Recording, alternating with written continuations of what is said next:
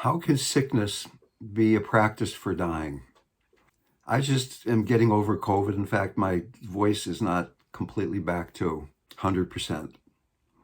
And I went through various stages of COVID. The first stage was I got really sick. I mean, fever, diarrhea, sore throat, intense coughing, body ache, headache, a few more symptoms brain fog.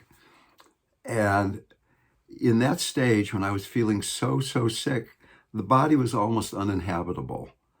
And I really was, in a way, very happy because it was just clear that I wasn't the body, that I was sort of like floating in this spaciousness that is always there.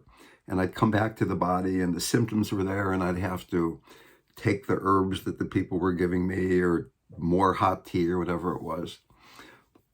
But then the part that was really practice for dying was after I started getting better. But I wasn't really better. And I had all this brain fog, so I couldn't really practice. My mind didn't focus. I couldn't really meditate. I would say my mantra, and I couldn't feel anything at all. When I said my mantra, it felt so empty and barren.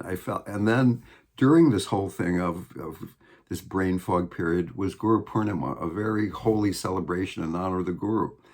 I couldn't feel Maharaji at all.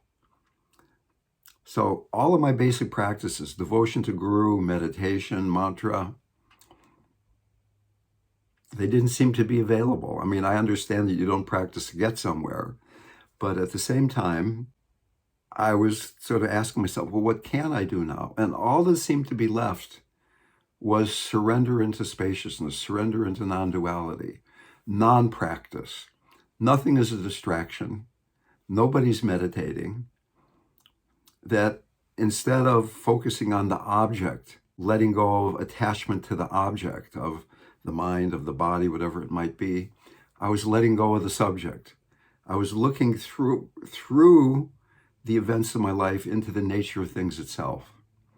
So that well, sick, pleasure, pain, loss, gain, all that stuff was still happening.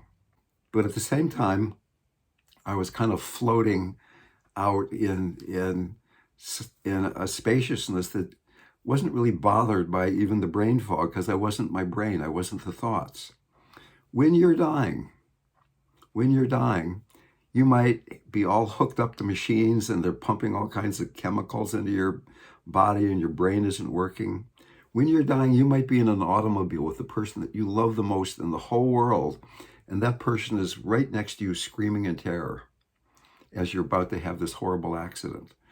When you're dying, you might have just collapsed on the floor of Walgreens pharmacy and some stranger is ripping your shirt open, pounding on your chest and breathing in your mouth.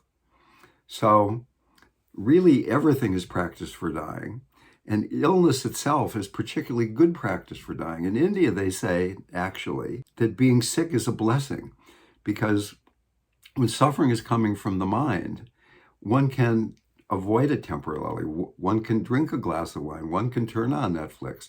When the suffering is in the body, you can't get away from it. There's the body. So I hope you don't get COVID. It was not a lot of fun. But life isn't always about fun. It's about practice. It's about letting go. It's about surrender. It's about receiving the grace in every moment.